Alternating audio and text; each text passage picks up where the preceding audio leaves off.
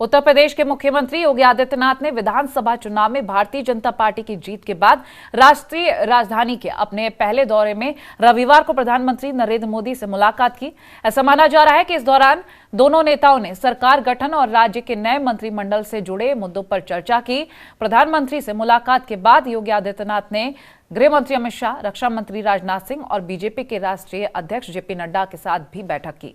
सूत्रों का कहना है कि उत्तर प्रदेश में होली के बाद बीजेपी सरकार का शपथ ग्रहण समारोह होने की संभावना है। इससे पहले दिन में योगी आदित्यनाथ ने उपराष्ट्रपति एम वेंकैया नायडू और भाजपा महासचिव संगठन बीएल संतोष से भी मुलाकात की। चारों ही तस्वीरें हम आपको इस वक्त स्क्रीन पर दिखा रहे हैं उन मुलाकातों की। वेंकैया नायडू, नरेंद्र मोदी, जेपी नड्डा, बीएल संतोष, उपराष्ट्रपति, प्रधानमंत्री मोदी, राष्ट्रीय अध्यक्ष, महामंत्री बीएल संतोष, चारों से ही मुलाकात के वक्त की तस्वीर आपको दिखा रहे हैं।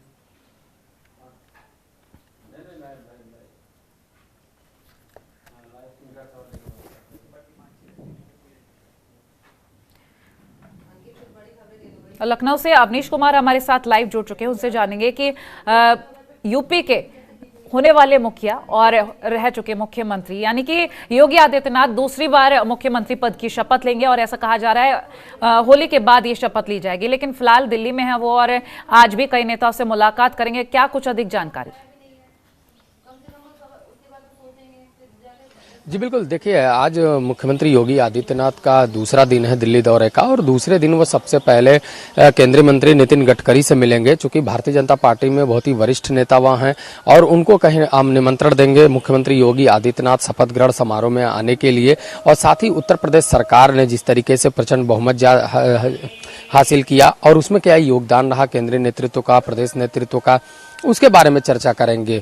तो करीब 15 मिनट की ये मुलाकात होगी और इस मुलाकात के दौरान शपथ ग्रहण समारोह के लिए मुख्यमंत्री योगी आदित्यनाथ नितिन गडकरी को निमंत्रण देंगे। उसके बाद सीधे उनका राष्ट्रपति भवन की ओर रुख करेंगे मुख्यमंत्री योगी आदित्यनाथ और तो वहाँ पे राष्ट्रपति से मुलाकात करेंगे।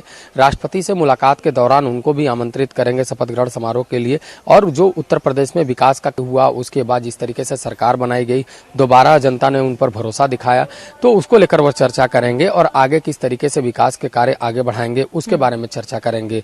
तो एक परंपरा है कि जब कोई शपथ लेने वाला मुख्यमंत्री होता है तो वो जाता है नेताओं के पास और उनको निमंत्रण भेजता है शपथ ग्रहण समारोह के लिए और उसी परंपरा को निभाते हुए मुख्यमंत्री योगी आदित्यनाथ दिखाई दे रहे हैं। मुख्यमंत्री आज राष्ट्रपति से मिलने के बाद वह सीधे रुख करेंगे। अनुराग ठाकुर केंद्रीय मंत्री हैं। अनुराग ठाकुर उत्तर प्रदेश में चुनाव से प्रभारी भी रहे हैं। ऐसे में उनकी भूमिका को बहुत ही महत्वपूर्ण माना जा रहा है। तो उसको लेकर मुख्यमंत्री योगी आदित्यनाथ उनके पास निमंत्रण लेकर जाएंगे और उनको आमंत्रित करेंगे शपथ ग्रहण समारोह के लिए। साथ ही चर्चा करेंगे पूरे विधानसभा चुनाव को लेकर और उसके बाद आभार भी जताएंगे कि चुनाव से प्रभारी रहते हुए उनकी भूमिका काफी मुख्य रही है। ऐसे में उनकी भूमिका की ही देन है कि उत्तर प्रदेश में 273 सीटों पर भारतीय जनता पार्टी अपने सहयोगी दलों के साथ जीत हासिल कर चुकी है और प्रचंड बहुमत के साथ एक बार फिर सत्ता में है। उसके बाद सीधा मुलाकात धर्मेंद्र प्रधान से होगी। धर्मेंद्र प्रधान चूंकि केंद्रीय मंत्री भी हैं, उत्तर प्रदेश के चुनाव प्रभारी रहे हैं, उत्तर प्रदेश में चुनाव की पूरी जिम्मेदारी उनके पास थी और एक एक समीकरण बैठाने में सबसे ऐसे में धर्मेंद्र प्रधान को भी शपथ ग्रहण समारोह के लिए वो निमंत्रण देंगे और उसके बाद जो चुनावी बिसात बिछाई गई थी उस पर चर्चा करेंगे और आगे किस तरीके का मंत्रिमंडल गठन होगा, जाति और क्षेत्रीय संतुलन को कैसे रखा जाएगा, कैसे 2024 की तैयारी में अभी जुटा जाएगा, उसके बारे में वो चर्चा करेंगे। और उसी के साथ माना जा रहा है कि और भी नेताओं के साथ मुख्यमंत्री मुलाकात कर सकते हैं। तो साफ है कि होली के बाद शपथ ग्रहण समारोह होना है। ऐसे में परंपरा का निर्वहन करते हुए मुख्यमंत्री योगी आदित्यनाथ एक के बाद एक सभी शीर्ष नेताओं को आमंत्रित कर रहे हैं ताकि जो समारोह हो वो भव्य तरीके से हो और उसमें खुद प्रधानमंत्री नरेंद्र मोदी जब मौजूद हो तो उसकी भव्यता और बढ़े। बिल्कुल।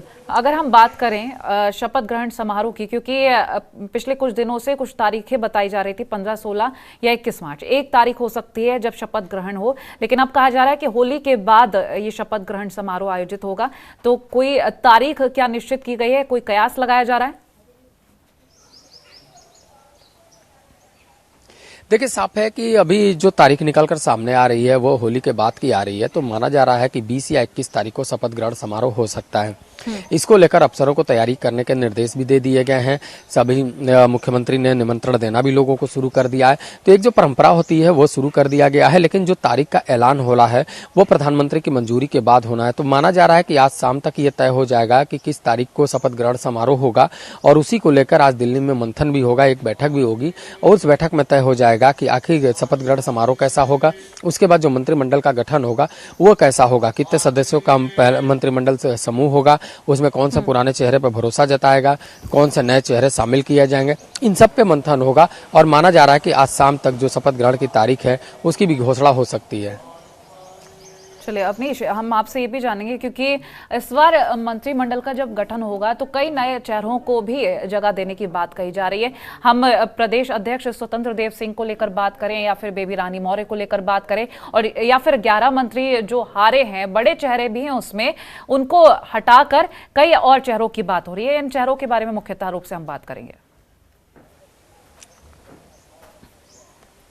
जी बिल्कुल, देखिए सरकार के गठन में सबसे जो अहम सबकी नज़र है वो है उप मुख्यमंत्री के पद पर, क्योंकि कयास लगाए जा रहे हैं कि 4 उप मुख्यमंत्री हो सकते हैं।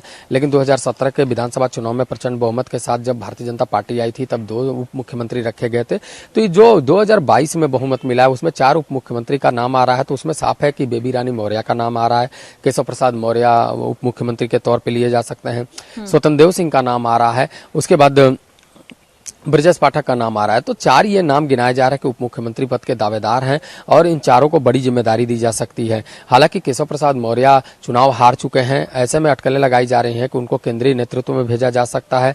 लेकिन अब ये फैसला केंद्रीय नेतृत्व करेगा कि वो उत्तर प्रदेश सरकार में बने रहेंगे या उनको कोई और बड़ी जिम्मेदारी दी जाएगी। लेकिन जो सूत्रों के हवाले से खबर निकल कर सामने आ रही है उसमें साफ है कि उप मुख्यमंत्री का जो खाका है वो 2 ही तक रहेगा, और उसमें केशव प्रसाद मौर्य का नाम सबसे आगे चल रहा है, और एक जो दूसरा उप मुख्यमंत्री होगा वह अभी केंद्रीय नेतृत्व तय करेगा। हालांकि अटकलों का दौर जारी है, कयास तमाम लगाए जा रहे हैं। 4 उप मुख्यमंत्री की बात हो रही है, 2 उप मुख्यमंत्री की बात है, 27 जो मंत्री हैं जो शपथ लेंगे उनका नाम सामने आ रहा है कि उसमें कौन कौन से नाम संभावित हो सकते हैं। तो दौर तो कयासों का दौर जारी है। मंत्रियों के जो नाम है उसके लिए भी नाम सुझाए जा रहे हैं कि कौन सा क्षेत्रीय जातिगत संतुलन में वो फिट बैठते हैं, कौन सा विभाग किसके पास जरूरी है, कौन से किसको अनुभव है उन चीजों का। तो उसको लेकर तमाम जो सवाल हैं वो उठ रहे हैं, लेकिन सवाल का जवाब केंद्रीय नेतृत्व को देना है। ऐसे में आज जो बैठक होगी उसमें माना जा रहा है कि आज तारीख का भी ऐलान हो जाएगा, और जो मंत्रिमंडल में लोग शामिल होंगे उनके बारे में भी चर्चा होगी। चलिए, बहुत शुक्रिया अवनीश ये जानकारी हम तक पहुंचाने के लिए।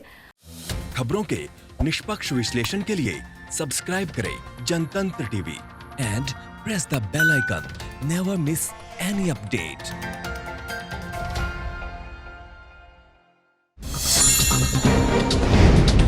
डाउनलोड कीजिए जनतंत्र टीवी ऐप को, जो कि अवेलेबल है गूगल प्ले और ऐप स्टोर पर।